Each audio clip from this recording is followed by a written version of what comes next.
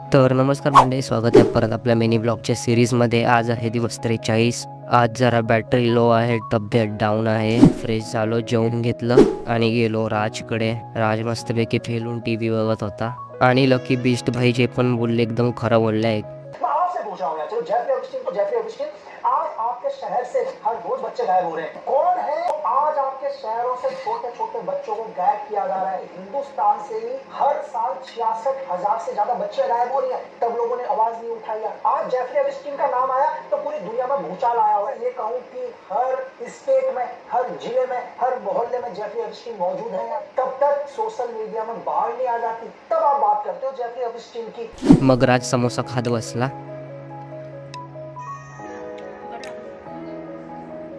आणि यशने काहीतरी आणलंय, आय गेस फोटो फ्रेमच आहे. राज त्याची अनबॉक्सिंग करतोय आणि भाई काय मस्तच फोटो फ्रेम आहे महाराजांची, एकदम भारीतली 3D वाली फोटो फ्रेम.